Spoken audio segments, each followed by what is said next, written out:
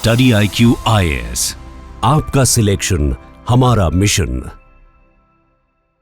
नमस्कार दोस्तों, study IQ देख रहे हैं आप और मैं हूं वरुण जौहरी। जय हिंद जय भारत। 1920s से 1930s के बीच में ये जो पूरा एक दशक रहा, इसके बीच में जर्मनी का हाल बहुत ज़्यादा बेकार हो चुका था, खराब हो चुका था।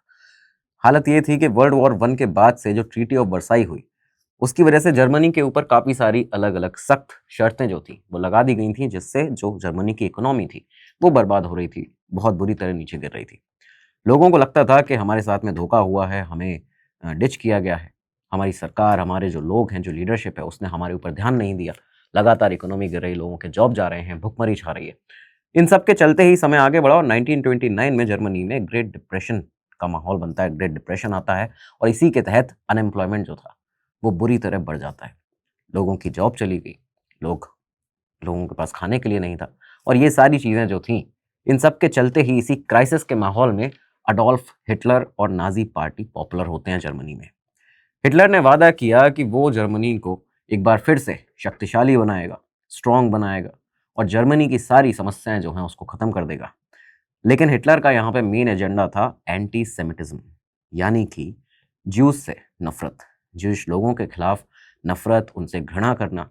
ये एंटी सेमिटिज्म उसका एक मेन एजेंडा था, जिसे हिटलर ने आगे यहाँ से एक नैरेटिव की तरह आगे बनाना शुरू किया। हिटलर ने कहना शुरू किया कि ज्यूज जो हैं वो जर्मनी की हर मुश्किल का, हर मुसीबत का जो जर्मनी के ऊपर आती है, किसी भी समस्या, चाहे वो छोटी हो या बड़ी, हर समस्या की वजह ज्यूज ही हैं। और यहाँ तक कि हिटलर ने यह भी कह दिया था कि वर्ल्ड वॉर 1 की जो हार हुई है जर्मनी की, वो भी ज्यूज की वजह से ही हुई है। खैर, ये समय आगे बढ़ता गया और समय के साथ में ये जो नैरेटिव था, इसको जर्मनी के अंदर बिल्ड किया जाता रहा नाजी पार्टी के द्वारा, हिटलर के द्वारा। कुछ ही सालों के बाद में देखा यह गया कि 1933 और 30 जनवरी का दिन बताया जाता है जब हिटलर को चांसलर बनाया जाता है। चांसलर जब हिटलर बना, जब पद उसके पास में आया, यहीं से देखा कि नाजी का जो टेरर था नाजी पार्टी का, वो शुरू होता है। नाजीज के द्वारा ज्यूज के खिलाफ लगातार योजनाएं बनाई जाने लगी, लगातार प्लानिंग की जाने लगी कि कैसे आखिर ज्यूज को पूरी तरह से ख़त्म करना है। इसके तहत ही 1933 इसी साल में मार्च के महीने में एक कैंप बनाया जाता है जिसका नाम था डकाउ कैंप। ये पहला डकाउ कैंप था। कई सारे और भी डकाउ कैंप इसके बाद बनाए गए, उनके कई अलग अलग फेज, कई अलग अलग पार्ट्स में वो आए सामने, लेकिन 1933 मार्च के महीने पहला डकाउ कैंप खोला जाता है। और ये बनाया इसलिए गया था, ये फ्यूचर प्लानिंग थी एक तरह से, कि जहाँ पे ज्यूज को, पॉलिटिकल प्रिजनर्स को, माइनॉरिटीज़ को बंद किया जाने वाला था। तो ये जो आगे की प्लानिंग थी ये शुरू हो चुकी थी। अगले ही महीने 1933 अप्रैल में एक लॉ सामने आता है, लॉ बनाया जाता है नाजी पार्टी के द्वारा, जिसमें कहा गया कि ज्यूज को सरकारी जो जॉब है, नौकरियां हैं, उनसे निकाला जाए। अब एक भी ज्यू जो है वो सरकारी नौकरी में नहीं रहना चाहिए, इस तरह का एक कानून निकाल दिया गया। और इसके बाद इस तरह के जो लॉज थे 1933 से दोस्तों 1938 तक, इस बीच लगातार ऐसे जो लॉज थे, कानून थे, वो लगातार बनते रहते हैं जर्मनी में। कई कानून ऐसे थे जिसमें कहा गया कि ज्यूज जो हैं वो बिजनेस नहीं करेंगे, उन्हें बिजनेसेस से बॉयकॉट करना चाहिए, कर देना चाहिए।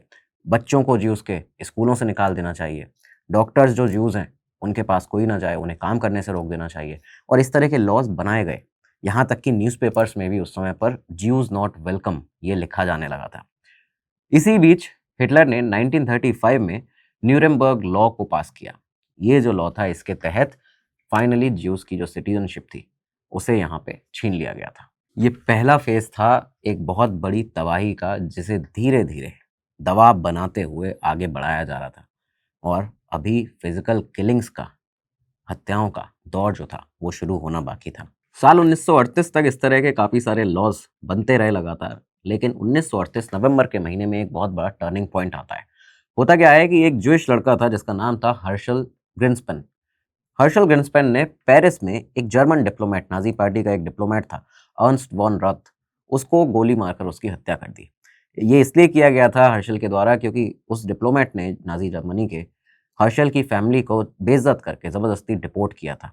तो यहाँ पे उस गुस्से में हर्शल ने इस डिप्लोमेट की हत्या की। लेकिन इस इंसिडेंट के होते ही नाजी पार्टी ने, हिटलर ने इसे प्रोपेगेंडा बनाया। हिटलर के चीफ प्रोपेगेंडिस्ट, नाजी पार्टी के चीफ प्रोपेगेंडिस्ट जोसेफ गोबेल्स हर तरह से एक हवा यहाँ पे बनाने लगते हैं। एक हवा उन्होंने फैलाई कि ये एक जूइश कॉन्स्पिरेसी है, हमारे ही डिप्लोमेट को मार दिया गया, उसी की हत्या कर दी गई, ये धोखेबाजी है हमारे साथ और हमें इसका रिवेंज लेना चाहिए, हमें इसका बदला लेना चाहिए। ये सारी चीज़ें जब सामने हुई तो एग्जैक्ट इसी महीने नवंबर में 9 और 10 तारीख की वो रात थी जब तबाही शुरू होती है। यहीं से एक स्टार्टिंग पॉइंट माना जाता है दोस्तों हॉलोकॉस्ट का। नाइट ऑफ ब्रोकन ग्लास इस तबाही को इतिहास में कहा गया है। नाजी सोल्जर्स और हिटलर से इंस्पायर्ड जो फॉलोअर्स थे उसके, उन्होंने भीड़ बनकर, मॉब बनकर ज्यूइश लोगों की दुकानों को लूटना शुरू कर दिया। 267 सिनेगॉग्स ऐसे थे जो कि जलाए गए। सिनेगॉग जहाँ पे ज्यूइश अपनी प्रार्थना करते हैं, पूजा करने जाते हैं, उनकी आस्था का एक स्थल होता है। 267 ऐसे सिनेगॉग थे जो कि उस एक रात में जला दिए गए।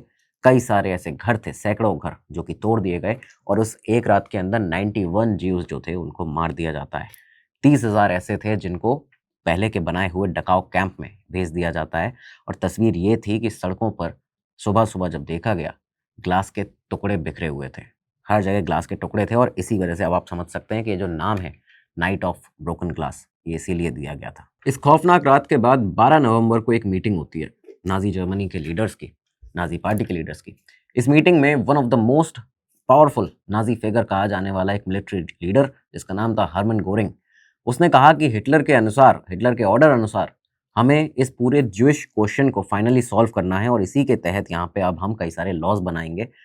लॉज इस तरह के होंगे जहाँ पे ये प्रॉपरली टारगेट किया जाएगा ज्यूस को। इन लॉज के तहत यहाँ पे जो नए कानून बने, यहाँ पे ज्यूस को घीटोज में रहने के लिए कहा गया, कर्फ्यूज लगाए गए उनके एरियाज़ में, उनके लिए गन लाइसेंस बैन थे, गन्स बैन थी, बंदूकें वो नहीं ले सकते थे, उनको गाड़ी चलाना बैन कर दिया अगले लॉ के अंदर। उसके बाद एक और लॉ पास किया जाता है जहाँ पे उनसे रेडियो छीन लिए गए, मीडिया का कोई भी साधन उनके पास में ना बचे, एंटरटेनमेंट का कोई साधन उनके पास में ना बचे। ज्यूस के ऊपर 1 बिलियन मार्क्स का फाइन लगाया गया। इन सबको देखते ही जर्मनी में रहने वाले जो ज्यूस थे वो सब समझ चुके थे इस समय तक आते आते कि ये अब उनके अंत की तैयारी कर रहे हैं नाजी पार्टी के लोग, उनका अंत जो है वो करीब आ सकता है। 1933 से 41 के बीच में कॉन्सेंट्रेशन कैंप्स जो थे वो पॉलिटिकल प्रिजनर्स के लिए हुआ करते थे, कम्युनिस्ट के लिए हुआ करते थे, जेहोवा जो विटनेसेस थे उनके लिए, होमोसेक्सुअल्स और डिसेबल्ड के लिए हुआ करते थे जर्मनी में। लेकिन अब यहाँ पे ज्यूस को भी भेजा जाने लगा। वो समझ सकते थे कि उन्हें पूरी तरह से हिटलर के द्वारा टारगेट किया जा रहा है। यहाँ इन कंसंट्रेशन कैंप्स के अंदर उन ज्यूस से फोर्स लेबर कराया जाता था, भारी काम कराना, कम खाना देना, लगातार मारना और टॉर्चर करना, ये सारी चीज़ें लगातार यहाँ पे चलती थी। खैर साल आया 1940। 1940 में पोलैंड के वॉर्सो घीटों के अंदर 4 लाख ज्यूस को बताया जाता है बंद किया गया, जहाँ पे भूख से, भुखमरी से, बीमारी से जब उन्हें लंबे समय तक खाना नहीं दिया गया उन 4 लाख ज्यूस को, तो यहाँ पे बीमारियाँ होने हुई।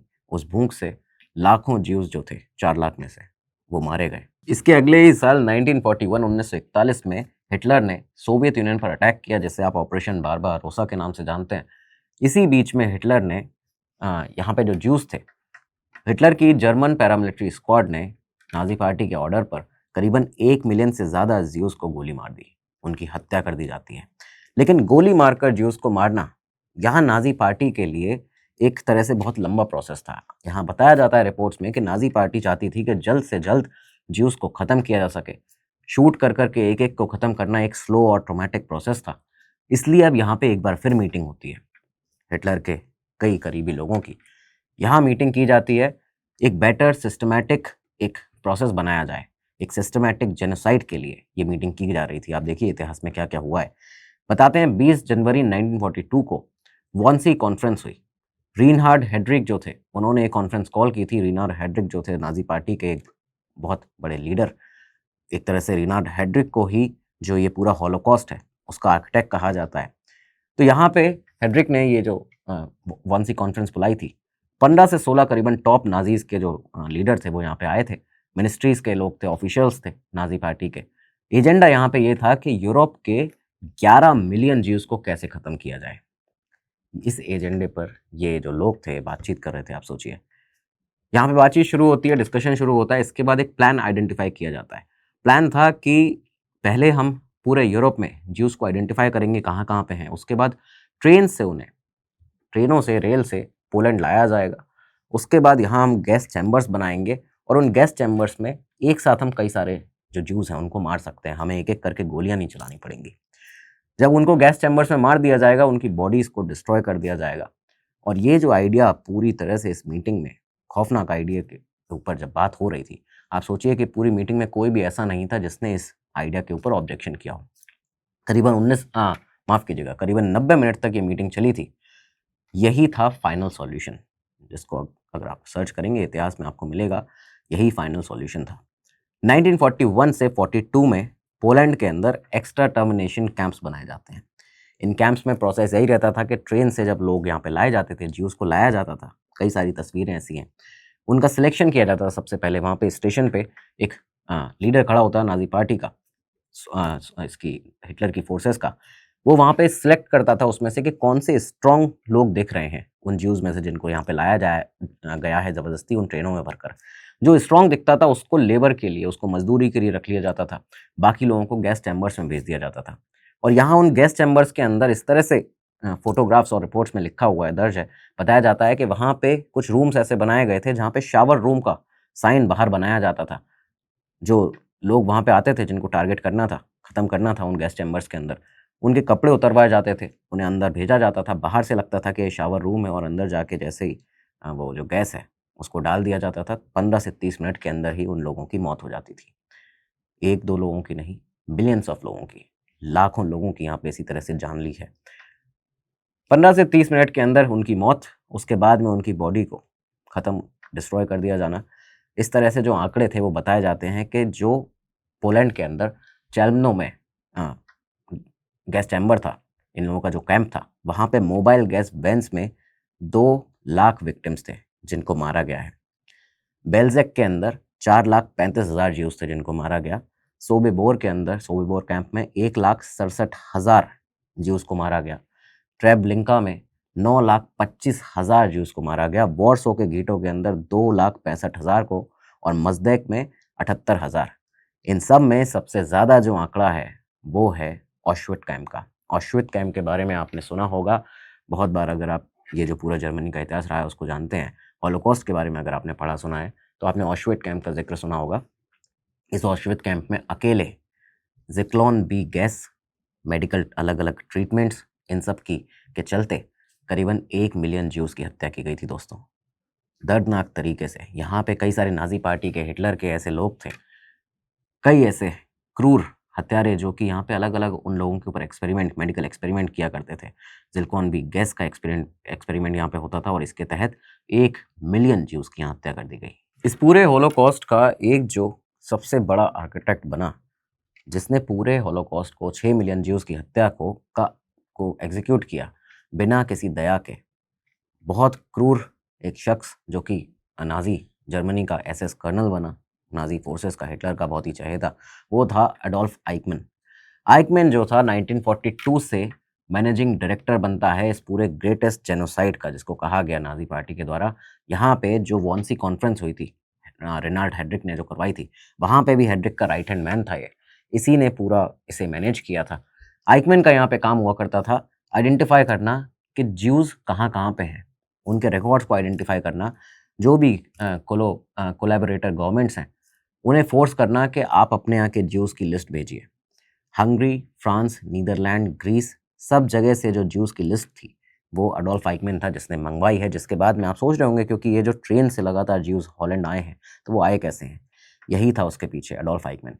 इसने लगातार लिस्ट मंगवाई अलग अलग राज्यों से, अपने अलग अलग देशों से, और उसके बाद में राउंड अप्स, घेटोस, लोकल कोलैबोरेटर्स के साथ में इन्हें बनाना, इन्हें यूज़ करना, किस तरह से कि ज्यूज़ को कैसे यहाँ पे राउंड अप करना है, कैसे इन घेटोस के अंदर भेजना है, घेटोस से डॉक्यूमेंट, फोटोग्राफ्स लगातार मेंटेन करना कि ये पूरी नाज़ी पार्टी के पास, हिटलर के पास ये फोटोग्राफ्स जाती रहें कि कैसे हम यहाँ पे इन्हें रख रहे हैं, किस तरह से इन्हें टॉर्चर कर रहे हैं, कैसे ख़त्म कर रहे हैं, मार रहे हैं। ये डॉक्यूमेंटेशन भी एडोल्फ आइकमैन मैनेज करता था।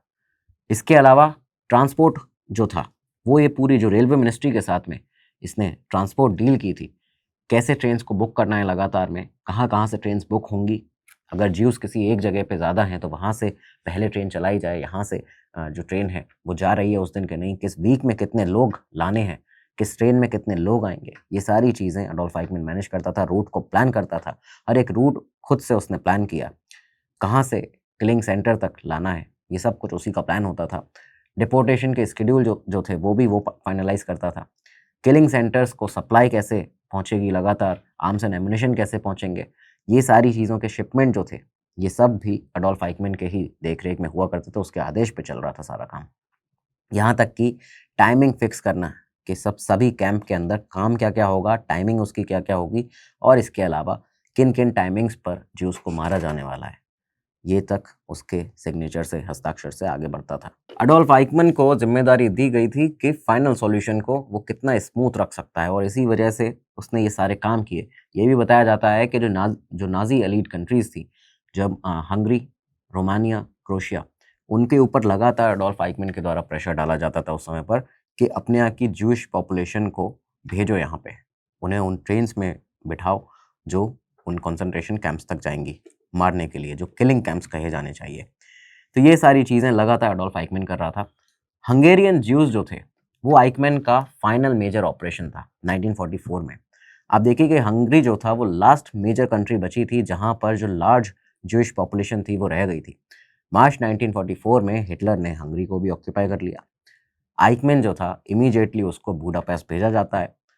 हंगेरियन ज्यूज़ जो थे, करीबन उनकी संख्या बताई जाती है 7,50,000 दोस्तों। 7,50,000 हंगेरियन ज्यूज़ यूरोप की लार्जेस्ट रिमेनिंग ज्यूइश पॉपुलेशन थी, वो उनमें से एक माने जाते थे उस समय पर। आइकमैन ने उन्हें जल्दी से जल्दी वहाँ पे घीटोस जो बनवाए गए थे, उनमें भेजना शुरू कर दिया, उनका डिपोर्टेशन शुरू कर दिया जाता है मई 1944 से और 3,80,000 से ज़्यादा हंगेरियन ज्यूज़ थे जिनको ऑशविट कैंप जो था, वहाँ भेजा गया। सिर्फ 56 दिनों में ये सारे जो ज्यूज़ थे, उन्हें इन सारे कंसंट्रेशन कैंप्स में, इन सारे कैंप्स के अंदर भेजा जाने लगा था। ट्रेन्स कंटिन्यूअसली आती-जाती रहती थीं। हर दिन 3 से 4 ट्रेन्स लगातार चलाई जाती थी, जिनमें भरकर इन ज्यूज़ को भेजा जाता था और 1944 की गर्मियों तक, यानी कि मिड ऑफ 1944 तक आप सोचिए 90% हंगेरियन ज्यूज़ जो थे, उनकी हत्या कर दी गई थी। इस बीच दिसंबर 1944 में एक नाज़ी मिलिट्री लीडर थे जिन्हें थोड़ी बहुत दया आई, हिमलर।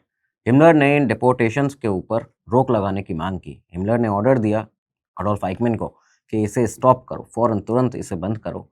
सिचुएशन को वो लगातार देख रहे थे किस तरह से अब तक लाखों ज्यूज़ को मारा जा चुका है। लेकिन आइकमैन ने यहाँ इस ऑर्डर को इग्नोर कर दिया। आप सोचिए कि अपने सीनियर को के ऑर्डर को इग्नोर किया इसने और यहाँ तक कि एक ऐसी क्रूरता उसने दिखाई थी कि हंगेरियन ज्यूज़ को करीब 50,000 हंगेरियन ज्यूज़ ऐसे थे इस ऑर्डर के बाद में, जिनसे उसने मार्च कराया। बुडापेस्ट से ऑस्ट्रिया तक डेथ मार्च कराए गए। ज़्यादातर जो लोग थे, पैदल चलते-चलते रास्ते में ही सर्दी से, भूख से मारे गए और उसके बाद में ये जो संख्या थी करीबन बताई जाती है कि 6 मिलियन ज्यूज़ की जो संख्या है वो यही सारी अलग-अलग नंबर्स को मिलाकर बनी है। ये सारे ज्यूज़ मार दिए गए थे हिटलर के द्वारा, अडोल्फ आइकमैन के द्वारा। लेकिन फिर आता है साल 1945। मई 1945 में जर्मनी सरेंडर होता है। सोवियत आर्मीज़ ने बर्लिन ले लिया, यूएस आर्मीज़ ने जो सदर्न जर्मनी था उस पर वो ले लिया, वहाँ पे कब्ज़ा कर लिया। ये सब देखते ही कि अब शासन जो है वो ख़त्म हो गया है, अब जो क्रूरता का शासन है वो ख़त्म है। आइकमैन यहाँ पे भाग जाता है। आइकमैन मई 1945 में बताते हैं उसने अपनी यूनिफ़ॉर्म छोड़ दी, सिविलियन बन जाता है और उसके बाद एक फ़ॉल्स आइडेंटिटी के साथ में जो उसने अपना दूसरा नाम जो सरनेम था वो सेम ही रखा था, लेकिन अपना नाम चेंज कर लिया था। ऑटो आइकमैन उसने अपना नाम बदला और यहाँ पे उस नाम के साथ में यूएस आर्मी के प्रिजनर ऑफ वॉर कैंप में सरेंडर कर देता है। यहाँ पहुँचा क्योंकि उसने अपना नाम चेंज किया था तो अमेरिकन्स भी ये समझ नहीं पाए कि आखिर असल में ये कौन है। ये एक क्रूर हत्यारा है जिसने 6 मिलियन ज्यूज़ की जान ली है, ये अडोल्फ आइकमैन है। उन्हें भी ये पता नहीं चला, लेकिन पीओवी कैंप के अंदर एक नॉर्मल प्रिजनर की तरह, एक नॉर्मल कैदी की तरह अडोल्फ आइकमैन रहना शुरू कर देता है, एक फेक आइडेंटिटी मेंटेन करते हुए। ये एक ऐसा आदमी था जिसको पकड़ने के लिए, जिसको सज़ा दिलाने के लिए करीबन 20-30 साल इंतज़ार करना पड़ा है। आप देखिए 30 साल करीबन इंतज़ार किया है इज़राइल की मोसाड ने और इसके बारे में एक डिटेल्ड एपिसोड आपके लिए पहले कर चुके हैं, वो ज़रूर देखिएगा कि कैसे आखिर अडोल्फ आइकमैन को पकड़ा गया और ना सिर्फ पकड़ा गया, बाकायदा ले जाकर इज़राइल ने सज़ा दी थी। खैर यहाँ पे अडोल्फ आइकमैन 1946 जनवरी के दौरान की बात बताई जाती है जब इस पीओवी कैंप से, प्रिजनर ऑफ वॉर कैंप से अमेरिका के, यूएस के भाग जाता है। एस्केप करता है, एक खेत के रास्ते उसने एस्केप किया, एक ब्रिटिश ऑक्यूपाइड जोन में पहुंचता है और यहाँ पे अपना नाम चेंज एक बार फिर से करता है। उसने अपना नाम रखा ऑटो हेनिंगर। ऑटो हेनिंगर के नाम से यहाँ पे कुछ छोटे-मोटे जॉब करना शुरू कर देता है, बिना किसी के नोटिस में आए। नाज़ीज़ के जब नाम, ये जो नाज़ी क्रूल लीडर रहे थे, इन क्रूअल लीडर्स के जब नाम पब्लिश होना शुरू होते हैं इसके बाद इंटरनेशनल मीडिया के अंदर, इंटरनेशनल इन्वेस्टिगेशंस में, तब यहाँ पे जब जांच बढ़नी शुरू हो गई, 1948 में ये जो एडोल्फ आइकमैन था, उसे यहाँ से भी, इस ब्रिटिश जोन से भी एस्केप करने की ज़रूरत पड़ी। अब तक वो यहाँ पे ऑटो हेरेंगर के नाम से काम कर रहा था, लेकिन जब धीरे-धीरे इनकी आइडेंटिटीज़ बताई जाने लगी कि कौन-कौन वो लोग थे जो आर्किटेक्ट कहे जाते हैं इस होलोकॉस्ट के 6 मिलियन ज्यूज़ की हत्या के, तो जब दुनिया भर में ये खबरें फैलने लगीं, तब यहाँ से एक बार फिर से बाहर निकलता है छुपता हुआ। इसके बाद इसने एक नाज़ी सिम्पैथाइज़र बिशप थे, एलॉयस हुडल उनका नाम बताया जाता है, उनके साथ कोऑर्डिनेट किया, एक कैथोलिक मॉनेस्ट्री के अंदर जाके सेफ हाउस में रहने लगता है। इसके बाद उसी मॉनेस्ट्री नेटवर्क के ज़रिए ये 1950 17 जून को जेनेवा इटली पहुंच जाता है और यहाँ से एक शिप करने के बाद, एक शिप में, एक जहाज़ में बैठकर 14 जुलाई 1950 को ये अर्जेंटीना पहुंचता है। अर्जेंटीना इसलिए पहुंचा क्योंकि 1930s और 50s से ही देखा गया कि अर्जेंटीना नाज़ी वॉर क्रिमिनल्स के लिए एक सेफ हेवन बन गया था, क्योंकि वहाँ के जो प्रेसिडेंट थे पेरोन, जुआन पेरोन, वो फासिस्ट सिंपैथाइज़र थे। ये उस समय अर्जेंटीना में सिटीजनशिप दिया करते थे, रेसिडेंस दिया करते थे जितने भी नाज़ी वॉर क्रिमिनल थे उन सबको, जबकि पूरी दुनिया भर में उनका हंट हो रहा था, उनकी छानबीन चल रही थी, लेकिन ये यहाँ पे उनको रेसिडेंस, उनको पनाह देते थे। कोई भी इंटरनल इन्वेस्टिगेशन यहाँ पे नहीं होती थी और पुलिस को इंस्ट्रक्शंस थे कि नाज़ीज़ को डिस्टर्ब मत करो। तो यहाँ अडोल्फ आइकमैन और उसके साथ के कई सारे नाज़ी वॉर क्रिमिनल रहना शुरू कर देते हैं। अडोल्फ आइकमैन ने अपना नाम बदल के आगे रिकार्डो क्लेमेंट कर लिया था। कुछ समय में उसने मर्सिडीज़ बेंज की फैक्ट्री में काम करना भी वहाँ पे शुरू कर दिया था कि आप सोचिए कि जो आदमी जिसने लाखों ज्यूज़ की बहुत ही क्रूरता से हत्या की हो, कराई हो, आर्किटेक्ट हो एक ऐसे होलोकॉस्ट का, वो अचानक से आके एक बड़ी कंपनी में आके अपनी आइडेंटिटी, नाम सब कुछ चेंज करके जॉब करने लगता है, पनाह ले लेता है एक दूसरी जगह पे, और यहाँ पे पूरी दुनिया में उसकी जबकि छानबीन चल रही है। तो एक ऐसा शख्स था अडोल्फ आइकमैन। यहाँ पे उसने कुछ दिन बाद, बताते हैं, सैन फर्नांडो में रहने लगा और उसके बाद अपनी वाइफ को, उसके जो बच्चे थे उनको भी यहाँ बुला लिया, प्रॉपर फैमिली के साथ यहाँ रहता है। लेकिन सवाल ये है कि आखिर जब सब कुछ ठीक चल रहा था अडोल्फ आइकमैन की ज़िंदगी में, उसके जीवन में, तो फिर अचानक से मोसाड के पास में एक खबर कहाँ से पहुँचती है कि अडोल्फ आइकमैन, 30 सालों के बाद ये खबर पहुंची कि अडोल्फ आइकमैन सैन फर्नांडो में है। कैसे उसे हंट किया गया मोसाड के द्वारा, कैसे एक अंधे व्यक्ति के द्वारा एक टिप दी जाती है, उन्होंने इस अडोल्फ आइकमैन को पहचाना, कैसे एक वो लव एंगल चला जो कि मोसाड के लिए एक तरह से सबसे बड़ी क्रूशियल इंटेल बना। तो ये सब कुछ आपको बताया एक डिटेल्ड एपिसोड में, वो एपिसोड ज़रूर जाके देखिएगा। इसके आगे की पूरी कहानी जो है वो उस एपिसोड में आपको समझ आएगी, नज़र आएगी, और वहाँ जब आप उसको देखेंगे अपनी राय कमेंट बॉक्स में ज़रूर दीजिएगा। कमेंट बॉक्स में जय हिंद लिखना मत भूलिएगा। आज ये जो होलोकॉस्ट की स्टोरी है ये आपको बताइए, अपनी राय कमेंट बॉक्स में ज़रूर दीजिएगा इस पर, और अगले एपिसोड में अब मिलेंगे आपसे। तब तक लिए दीजिए इजाज़त। नमस्कार, धन्यवाद, जय हिंद, जय भारत। स्टडी IQ IAS, आपका सिलेक्शन हमारा मिशन।